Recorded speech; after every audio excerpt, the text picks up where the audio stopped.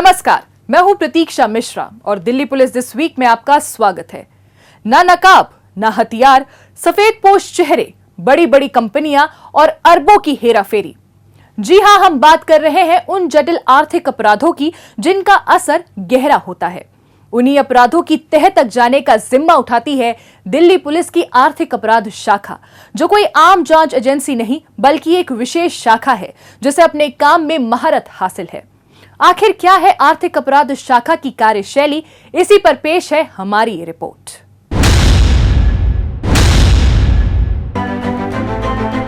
जब अपराध सड़कों पर नहीं बल्कि दफ्तर की चारदीवारी के अंदर कंप्यूटर या मोबाइल के जरिए हो, तब जरूरत होती है एक ऐसी विशेष जांच एजेंसी की जो आंकड़ों में छिपे सच को उजागर कर सके।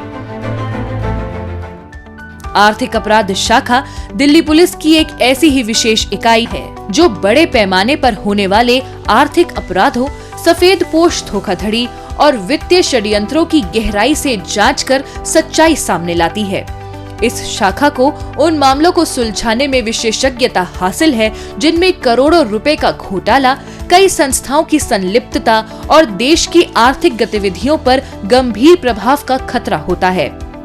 वरिष्ठ पुलिस अधिकारियों के कुशल नेतृत्व में आधुनिक तकनीक, कानूनी समझ और वित्तीय बुद्धिमत्ता से लैस आर्थिक अपराध शाखा केवल अपराध ही नहीं सुलझाती बल्कि कानून में लोगों का भरोसा कायम रखती है। आर्थिक अपराध शाखा दिल्ली पुलिस की एक विशेष इकाई है जिसमें कि फाइनेंशियल फ्रॉड से जुड़ी हुई शिकायतों की जांच और इकोनॉमिक ऑफेंस से जुड़े हुए केसेस की हम लोग तफ्तीश करते हैं। साथ ही साथ हमारा प्रयास है कि इस तरह के मामलों को कैसे उसकी रोकथाम और उसके बचाव का भी हम लोग निरंतर प्रयास करते हैं। आर्थिक अपराध शाखा का उद्देश्य है कि वित्तीय नुकसान पहुंचाने वाले दोषियों के खिलाफ हम त्वरित एवं निष्पक्ष कार्रवाई की जाए, जिससे कि जनता का दिल्ली पुलिस में जो विश्वास उसको हम बनाए रखें। आर्थिक अपराध शाखा की नींव वर्ष 1994 में रखी गई, जब इसने कुतुब इंस्टीट्यूशनल एरिया स्थित पीटीएस मालवीय नगर में अपराध शाखा के अंतर्गत कार्य करना शुरू किया था। जैसे जैसे अंतर्राज्यीय और अंतर्राष्ट्रीय प्रभाव वाले सफेदपोश व वित्तीय अपराध बढ़े, वैसे वैसे एक अलग और विशेष इकाई की आवश्यकता महसूस की गई। लिहाजा साल 2014 में आर्थिक अपराध शाखा को स्वतंत्र इकाई का दर्जा दिया गया। वर्ष 2007 में आर्थिक अपराध शाखा के एक अलग पुलिस स्टेशन की स्थापना की गई, जिसके अधिकार क्षेत्र पूरे राष्ट्रीय राजधानी क्षेत्र दिल्ली को रखा गया। इसके बाद वर्ष 2012 में इस शाखा को मंदिर मार्ग स्थित पुलिस स्टेशन परिसर में अत्याधुनिक तकनीक और सुविधाओं से सुसज्जित एक नए भवन में स्थानांतरित किया गया, जहां से वर्तमान में इसका संचालन किया जा रहा है। इस तरह के केसेस में मुख्यतः जो देखा गया है कि डॉक्यूमेंट्स का प्रयोग होता है, तो जरूरी है कि तफ्तीश के दौरान जो भी डॉक्यूमेंट्स आईओ के सामने लाए जाते हैं उनका हम विधिवत तरीके से सत्यापन करते हैं, गहराई से उसकी जांच करते हैं और जांच के दौरान ये पाया जाता है कि उसमें किस तरह के लोग इन्वॉल्व हैं, उसमें अपराध और अपराधी दोनों की पहचान इस्टेब्लिश की जाती है और पहचान इस्टेब्लिश करने के बाद उसमें अग्रिम कार्रवाई की जाती है। इसी क्रम में आगे देखा गया है कि आपराधिक मामलों में बैंकिंग के माध्यम से ट्रांजैक्शन होते हैं, मल्टीपल बैंक अकाउंट्स इसमें इन्वॉल्व होते हैं और जो ट्रांजैक्शन की संख्या वो लाखों में होती है। तो उनको हम लोग एनालाइज करने के लिए जो फॉरेंसिक ऑडिटर्स हैं उनकी हेल्प लेते हैं और उसके माध्यम से जो पैसे का गबन हुआ है या जो पैसे का डाइवर्शन हुआ है उसकी हम पहचान करते हैं और जो बेनिफिशियरी हैं उनकी पहचान करके उनके खिलाफ कार्रवाई करते हैं। ये शाखा उन आर्थिक अपराधों की जांच करती है जिनमें धोखाधड़ी की राशि 3 करोड़ रुपए से अधिक होती है। इसके अतिरिक्त ये उन मामलों को भी हैंडल करती है जिनमें 20 या अधिक व्यक्ति प्रभावित होते हैं। मल्टी लेवल मार्केटिंग घोटाले, बैंक धोखाधड़ी, जमीन और भवन से जुड़ी धोखाधड़ी, बौद्धिक संपदा अधिकारों का उल्लंघन और अन्य जटिल आर्थिक अपराधों की पड़ताल ईओडब्ल्यू के हिस्से आती है। ये इकाई देश की प्रमुख वित्तीय और नियामक संस्थाओं जैसे आरबीआई, सेबी, एफआईयू, सीईआईबी और मंत्रालयों के साथ निरंतर समन्वय बनाए रखती है। इकोनॉमिक ऑफेंस से जुड़े हुए जो अपराध हैं उनकी जांच के दौरान देखा गया कि कई बार इन अपराधों के जो तार हैं वो इंटर डिपार्टमेंटल, इंटर स्टेट होते हैं और कुछ केसेस में इनके तार देश के बाहर भी जुड़े होते हैं। ऐसे में बहुत ज़रूरत है कि हम जो तमाम एजेंसीज हैं उनके साथ एक कोऑर्डिनेशन करें, उनके साथ एक समन्वय करें, जिससे कि सूचना का आदान प्रदान समयबद्ध तरीके से किया जा सके। इसमें बहुत सारी एजेंसी हैं जिनके साथ हम लोग समय समय पे मीटिंग करते हैं, कोऑर्डिनेशन करते हैं। अगर उपलब्धियों की बात करें तो 31 दिसंबर 2024 तक आर्थिक अपराध शाखा ने कुल 1528 शिकायतों और 747 मामलों की जांच की, जिसमें 1027 शिकायतों का निपटारा किया गया। साथ ही इस अवधि के दौरान 245 मामलों का सफलतापूर्वक समाधान किया गया और 161 आरोपियों की गिरफ्तारी की गई। चालू वर्ष के दौरान भी आर्थिक अपराध शाखा का एक्शन जारी है। आर्थिक अपराध की बात करें तो उसमें बहुधा देखा गया है कि बहुत सारे इलेक्ट्रॉनिक डिवाइस जैसे कि mobile phone, laptop, desktop, tablets आदि तरह के इलेक्ट्रॉनिक डिवाइस का भी प्रयोग होता है। तो तफ्तीश के दौरान इस तरह की डिवाइसेस को हम लोग सीज करते हैं और फॉरेंसिक टूल के माध्यम से इनको एनालाइज करते हैं और एनालाइज करके उनमें जो सबूत मौजूद है उसको इकट्ठा किया जाता है, जिससे कि हम उस सबूत को कोर्ट के सामने अपराधियों के खिलाफ रख सकें। पुलिसिंग में बढ़ती चुनौतियों और समाज में तेजी से हो रहे बदलाव का सामना करने के लिए आर्थिक अपराध शाखा ने सहायक प्रशिक्षण इकाई की स्थापना की है। इसके माध्यम से पुलिस कर्मियों को कानून, पुलिस प्रक्रिया, तकनीक के बारे में भलीभांति प्रशिक्षित किया जाता है। इसके साथ साथ ईओडब्ल्यू ने लोगों को आर्थिक अपराधों के बारे में जागरूक करने का बीड़ा उठाया है। दिल्ली पुलिस वित्तीय धोखाधड़ी की रोकथाम के बारे में संयुक्त जागरूकता कार्यक्रम आयोजित करने के लिए आरबीआई के साथ एक नोडल एजेंसी है। इसके तहत 32 कार्यक्रम आयोजित किए गए हैं, जिनमें 2125 नागरिकों और छात्रों को आर्थिक अपराधों के बारे में जानकारी प्रदान की गई। जो दिल्ली पुलिस की इकोनॉमिक ऑफेंस विंग जो है वो पब्लिक अवेयरनेस कैंपेन कैंप्स आयोजित करती है, वर्कशॉप आयोजित करती है, जिसमें स्कूल के छात्र हैं, स्कूल के बच्चे हैं, कॉलेज के छात्र हैं, मार्केट एसोसिएशन के लोग हैं, रीजन वेलफेयर एसोसिएशन के लोग हैं, सोशल ग्रुप्स हैं। इनके साथ हम बैंक के एक्सपर्ट्स हैं, कंपनीज के एक्सपर्ट हैं और तमाम तरह के एक्सपर्ट्स के साथ मिलकर ट्रेनिंग कैंप ऑर्गेनाइज करते हैं, वर्कशॉप ऑर्गेनाइज करते हैं। और इसी तरह से सोशल मीडिया के माध्यम से भी हम इस चीज़ का प्रचार प्रसार करते हैं। यकीनन ये शाखा दस्तावेजों के हर अक्षर में छिपे संकेतों को पढ़ती है, आंकड़ों की जटिल परतों को खोलती है और आर्थिक षड्यंत्रों की हर चाल को बेनकाब करती है। ये केवल अपराधियों को न्याय के कटघरे तक नहीं लाती, बल्कि आम नागरिकों के बीच ये भरोसा भी जगाती है कि आर्थिक न्याय संभव है और सुरक्षित भी। आपकी सतर्कता, आपकी सजगता काफ़ी हद तक इस तरह के अपराध को रोकने में कामयाबी दिलवा सकती है। जब भी आप अपने पैसे को कहीं निवेश करते हैं, कहीं आप इन्वेस्ट करते हैं, तो उसकी पूरी तरह से जो निवेशक है, उसकी पूरी तरह से जो कंपनी उसको ले रही है, उसकी जांच कर लें। क्या उनके पास सरकार के द्वारा निर्धारित लाइसेंस है, उनके पास उस कंपनी का क्या बैकग्राउंड है। ये तमाम बातों को अगर हम ध्यान रखेंगे तो शायद काफ़ी हद तक हम इस तरह के अपराधों को रोक पाएंगे। बीते सप्ताह दिल्ली पुलिस की पीआरओ यूनिट द्वारा लोगों को जागरूक करने के लिए विशेष अभियान चलाया गया। आइए देखते हैं उसकी एक झलक।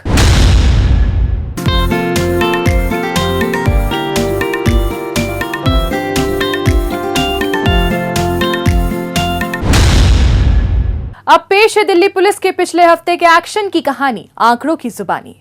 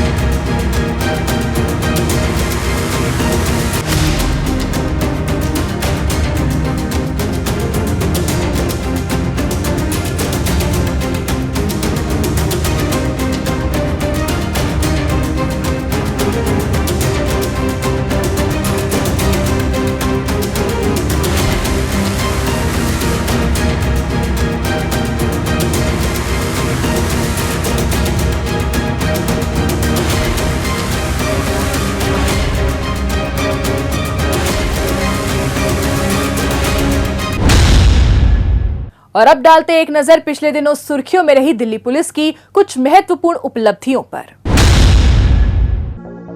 उत्तरी जिला पुलिस ने कटरा नील इलाके में गन पॉइंट पर हुई 35 लाख रुपए की लूट की गुत्थी को महज 12 घंटे में सुलझाया है। इस सिलसिले में पुलिस ने 4 आरोपी शेखर, निखिल, साहिल और तुषार को गिरफ्तार किया है। आरोपी बकायदा रैकी कर पूरी प्लानिंग के साथ हथियारों से लैस होकर कटरा नील बाजार में स्थित एक दुकान पर पहुंचे और लूट की वारदात को अंजाम देकर मौके से फरार हो गए। उस मामले की शिकायत मिलने पर लाहौरी गेट और कोतवाली पुलिस स्टेशन सहित स्पेशल स्टाफ की टीम ने टेक्निकल सर्विलांस और गहन छानबीन के बाद आरोपियों की पहचान कर ली। इसके बाद पुलिस ने पश्चिमी उत्तर प्रदेश और हरियाणा में आरोपियों के ठिकानों पर ताबड़तोड़ छापेमारी कर इन चारों को अपनी गिरफ्त में ले लिया। इसमें जो कंप्लेनेंट है विकी जैन, उनके ऑफिस के ऊपर 2 लोग आए जिन्होंने उसके ऑफिस में घुसने की कोशिश करी। वो गेट लॉक कर दिया उसके एम्प्लॉयज़ ने, तो उन्होंने गोली मार के वो गेट जो शीशे का था वो गेट तोड़ दिया, अंदर घुसा, उसको गन पॉइंट दिखाया। गन पॉइंट पे फिर आसपास के अंदर अलमारियां चेक करी और एक अलमारी के अंदर अराउंड 34-35 लाख रुपए के आसपास कैश था। वो सारा कैश वो लोग लूट के भाग गए।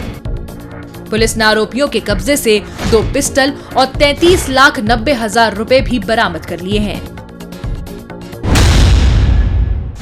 दक्षिण पश्चिमी जिले के साइबर पुलिस थाने की टीम ने 3 साइबर जालसाजों को गिरफ्तार किया है। पकड़े गए आरोपी रवि मंडल, रमेश मंडल और महेंद्र मंडल लोगों को उनके मोबाइल पर मैसेज भेजकर उनके दिल्ली जल बोर्ड के कनेक्शन अपडेट करने की बात कहते थे। ऐसा न करने पर ये उनके पानी का कनेक्शन काटने का मैसेज भी भेजते थे। डरे हुए लोग जब उनसे संपर्क करते थे तो ये उनसे एक APK फाइल डाउनलोड करवाकर उनकी बैंक डिटेल और पासवर्ड हासिल कर लिया करते थे। उसके बाद ये उनके खातों में सेंध लगा दिया करते थे।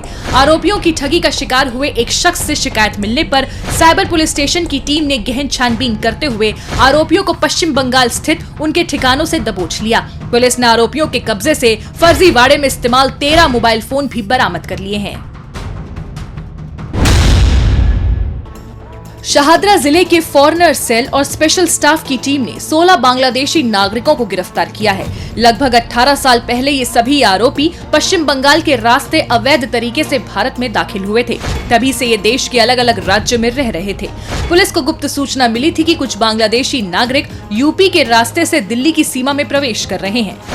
इसी आधार पर पुलिस की टीम ने आरोपियों को सीमापुरी इलाके से डिटेन कर निर्वासन के लिए FRRO के सुपुर्द कर दिया। 16 बांग्लादेशी नेशनल्स को आइडेंटिफाई किया, उनको पकड़ा और उनको पकड़ने के बाद FRRO को देकर उनको वापस भेजने की प्रक्रिया में आगे भेज दिया है। हम लोगों को, हमारे फॉरेनर सेल को ये टिप मिली थी कि उत्तर प्रदेश और दिल्ली बॉर्डर पर यहाँ इस तरीके से बांग्लादेशी नेशनल रह रहे हैं और आपको मिलेंगे। इंटेलिजेंस को जब चेक किया गया तो इनपुट वाज राइट। हम लोगों ने पाया कि ये लोग करीब 18-19 साल पहले इंडिया में आए। कुछ टाइम पर ये वेस्ट बंगाल में रहे और वेस्ट बंगाल से फिर ये बेटर प्रॉस्पेक्ट्स या नौकरी के तलाश को लेते हुए ये लोग ट्रेन पकड़कर वेस्ट बंगाल से दिल्ली आए। तो इन लोगों को वहाँ से पकड़ा है। इसमें 16 इंडिविजुअल में 4 अडल्ट मेल हैं, 5 अडल्ट फीमेल्स हैं और 7 माइनर चिल्ड्रन हैं जिनकी उम्र 5 साल से ज़्यादा। पुलिस की आगे की कार्रवाई जारी है। क्राइम ब्रांच की साइबर सेल ने एक साइबर सिंडिकेट का भंडाफोड़ करते हुए 15 आरोपियों को गिरफ्तार किया है। पकड़े गए आरोपी बैंकिंग धोखाधड़ी, फर्जी लोन कॉल सेंटर और सेक्सटॉर्शन जैसी सनसनीखेज वारदातों को अंजाम दिया करते थे। पुलिस को गुप्त सूचना मिली थी कि न्यू अशोकनगर क्षेत्र में सिंथेटिक बैंक अकाउंट किट की खेप पहुंचने वाली है, जिसका उपयोग साइबर धोखाधड़ी, सेक्सटॉर्शन, डेबिट व क्रेडिट कार्ड क्लोनिंग जैसे हाईटेक अपराधों में किया जाता है। इसी आधार पर क्राइम ब्रांच की टीम ने संभावित स्थान पर छापा मारा और 3 आरोपी उज्जवल पांडे, गौरव बरुआ और युग शर्मा को गिरफ्तार कर लिया। कार्रवाई को जारी रखते हुए पुलिस मुंडका क्षेत्र में चल रहे फर्जी बैंक लोन कॉल सेंटर पर पहुंची और 7 आरोपियों को अपनी गिरफ्त में ले लिया।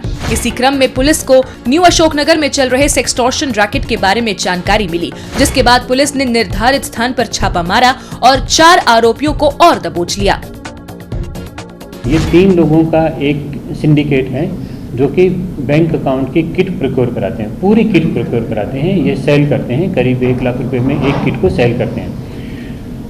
ये जो परचेजर हुए इसमें एक वर्टिकल जो परचेजर है वो जाहिद का चला गया, जो सेक्सटोर्शन में शामिल है। दूसरा एक नेटवर्क चला गया जो कि छोटे छोटे बैंक लोन के नाम पर चीटिंग करने वाला एक पूरा रैकेट चलाता है, जो अमित लड़का है मुंडका का। अमित के अभी गिरफ्तारी नहीं हुई है, लेकिन अमित का जो एसोसिएट है दिलशाद, उसको अरेस्ट कर लिया गया है। और उसके पोजीशन से जो इलेक्ट्रॉनिक एविडेंस मिले हैं या जो उसके पोजीशन से डिवाइसेस मिले हैं, उसमें 12 लाख रुपए की चीटिंग के अमाउंट की पुख्ता जानकारी अवेलेबल हुई है। और उसके जो विक्टिम्स हैं वो भी आइडेंटिफाई किए जा रहे हैं। जहाँ तक सेक्सटोर्शन वाले रैकेट की बात है, उसमें 27 विक्टिम अभी तक आइडेंटिफाई हो चुके हैं। पुलिस ने आरोपियों के कब्जे से 28 mobile phone, 30 SIM card, 2 laptop और 15 डेबिट कार्ड भी बरामद कर लिए हैं। दिल्ली पुलिस की स्पेशल सेल ने हिमांशु भाव गैंग के शार्प शूटर दीपक धनखड़ को गिरफ्तार किया है। आरोपी हाल ही में हरियाणा के रोहतक में हुई अन्य गैंग मेंबर की हत्या में शामिल था। स्पेशल सेल को गुप्त सूचना मिली थी कि हिमांशु भाव गैंग का शार्प शूटर बेगमपुर इलाके में आने वाला है। इसी आधार पर पुलिस टीम ने निर्धारित स्थान पर नाकेबंदी कर दी। आरोपी के आने पर जब पुलिस ने उसे रुकने का इशारा किया तो उसने पिस्टल निकालकर फायरिंग करनी शुरू कर दी। पुलिस ने अपने बचाव में जवाबी कार्रवाई की और मुठभेड़ के बाद इसे अपने शिकंजे में ले लिया। पुलिस ने आरोपी के कब्जे से एक पिस्टल, 3 जिंदा कारतूस और चोरी की एक मोटरसाइकिल भी बरामद कर ली है। बहरी जिले के साइबर पुलिस स्टेशन की टीम ने नोएडा में एक फर्जी कॉल सेंटर का भंडाफोड़ किया है। इस सिलसिले में पुलिस टीम ने कॉल सेंटर के कर्ता धर्ता विकास नागर, कुंदन सिंह व दिव्यम और 5 महिला आरोपियों को गिरफ्तार किया है। पकड़े गए आरोपी लोगों को उनके क्रेडिट कार्ड की सीमा बढ़ाने के बहाने से फोन किया करते थे और जब लोग इनके झांसे में फंस जाते थे तो ये बड़े ही शातिराना तरीके से उनसे अच्छी खासी रकम ऐंठ लिया करते थे। इसी तरीके से आरोपियों ने बीते 6 महीने में लोगों से करीब 6.5 करोड़ रुपए की ठगी की थी। इस फर्जीवाड़े के लिए आरोपियों ने नोएडा के सेक्टर 63 में बकायदा एक कॉल सेंटर बना रखा था। हाल ही में साइबर पुलिस स्टेशन में ठगी की एक शिकायत दर्ज कराई गई थी, जिसकी सघन जांच पड़ताल करते हुए इस फर्जी कॉल सेंटर का खुलासा हुआ था। इसके बाद पुलिस ने बिना वक्त गवाए नोएडा में चल रहे उस फर्जी कॉल सेंटर पर छापा मारा और सभी आरोपियों को अपनी गिरफ्त में ले लिया। आउटर डिस्ट्रिक्ट के पुलिस स्टेशन साइबर ने ऑनलाइन चीटिंग की एफआईआर इन्वेस्टिगेट करते हुए नोएडा में चल रहे एक कॉल सेंटर का पर्दाफाश किया है, जिसमें 3 मेल्स और 5 फीमेल्स, जिनमें 2 किंगपिन थे, उनको अरेस्ट किया जा चुका है। और इनका एक मेन डेवलपर है जो कि फरार है, जिसको अरेस्ट करने की कवायद जारी है। इनसे हमने 24 मोबाइल फोन, 1 लैपटॉप, 1 टैबलेट और 6-7 कुछ डॉक्यूमेंट्स और डायरीज रिकवर की। आरोपियों के कब्जे से 24 मोबाइल फोन, 1 लैपटॉप और 1 टैबलेट भी बरामद किया गया है। दक्षिण पूर्वी जिला पुलिस ने कालिंदी कुंज इलाके में हुए अपहरण और हत्या के मामले में वांटेड आरोपी राजपाल को सलाखों के पीछे पहुंचाया है। आरोपी राजपाल ने एक शारीरिक रूप से विकलांग लड़की का अपहरण कर उसकी हत्या कर दी थी। उस मामले की जांच पड़ताल में लगी स्पेशल स्टाफ की टीम को गुप्त सूचना मिली थी कि अपहरण और हत्या के मामले में वांटेड चल रहा आरोपी राजपाल कालिंदी कुंज इलाके में स्थित पुस्ता रोड पर आने वाला है। इसी आधार पर पुलिस ने संभावित स्थान पर जाल बिछाया और आरोपी के आने पर उसे रुकने का इशारा किया, लेकिन पुलिस की मौजूदगी भांपकर आरोपी ने पुलिस टीम पर फायरिंग करनी शुरू कर दी।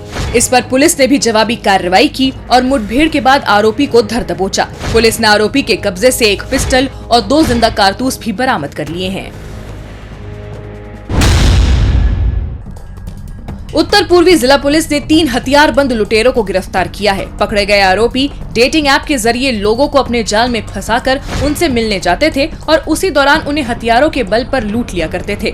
हाल ही में गश्त कर रही उस्मानपुर थाने की टीम को सूचना मिली थी कि रॉबरी में शामिल आरोपी यमुना खादर इलाके में मौजूद हैं और किसी अन्य वारदात को अंजाम देने की फिराक में है। इस पर जब पुलिस टीम ने संभावित स्थान पर दबिश दी तो आरोपियों ने पुलिस टीम पर फायरिंग करते हुए नजदीक के जंगलों में भागने की कोशिश की। स्थिति को भांपते हुए पुलिस टीम ने भी आत्मरक्षा में आरोपियों पर गोली चलाई और तीनों को काबू करने में कामयाब रही।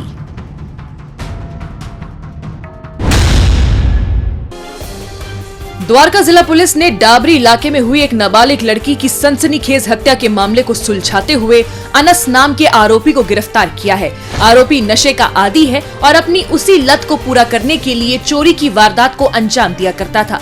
चोरी करने के इरादे से ही आरोपी एक नाबालिग लड़की के घर में घुसा था, जिसे देखकर लड़की ने शोर मचा दिया था। इसी पर पकड़े जाने के डर से आरोपी ने लड़की की गला घोंटकर हत्या कर दी और फरार हो गया। उस मामले की सूचना मिलने पर पुलिस ने बारीकी से तहकीकात की और आरोपी को सुल्तानपुरी स्थित उसके ठिकाने से गिरफ्तार करने में कामयाब रही। पुलिस ने आरोपी के कब्जे से चोरी का मोबाइल और एक टैब भी बरामद किया है। बाहरी उत्तरी जिला पुलिस ने शाहबाद डेरी और अलीपुर थाना क्षेत्र में महिलाओं के लिए जागरूकता कार्यक्रम और आत्मरक्षा प्रशिक्षण का आयोजन किया। इसमें स्थानीय महिलाओं और छात्राओं ने बड़ी संख्या में हिस्सा लिया। इस दौरान पुलिस अधिकारियों ने उन्हें सुरक्षा से जुड़े विभिन्न कानूनों के बारे में बारीकी से जानकारी दी। इस कार्यक्रम का उद्देश्य महिलाओं को आत्मविश्वास, जागरूकता और आत्मरक्षा तकनीकों के माध्यम से सशक्त बनाना था। पूर्वी जिला पुलिस द्वारा कल्याणपुरी पुलिस स्टेशन में एक विशेष बैठक आयोजित कर क्षेत्र के वरिष्ठ नागरिकों की सुरक्षा के मुद्दे पर विस्तार से विचार विमर्श किया गया। इस दौरान बुजुर्ग समुदाय के विश्वास और समर्थन को मजबूत करने के लिए जानकारी का आदान प्रदान हुआ। साथ ही वरिष्ठ नागरिकों को उनकी सुरक्षा बढ़ाने के लिए प्लास्टिक ID कार्ड भी वितरित किए गए। दिल्ली पुलिस दिस वीक में आज बस इतना ही। अगले हफ्ते दिल्ली पुलिस की कुछ और ताजा तरीन खबरों के साथ हम फिर होंगे हाजिर। लेकिन आपको हमारा ये कार्यक्रम कैसा लगा, कमेंट बॉक्स में अपनी राय लिखकर हमें जरूर बताएं। नमस्कार।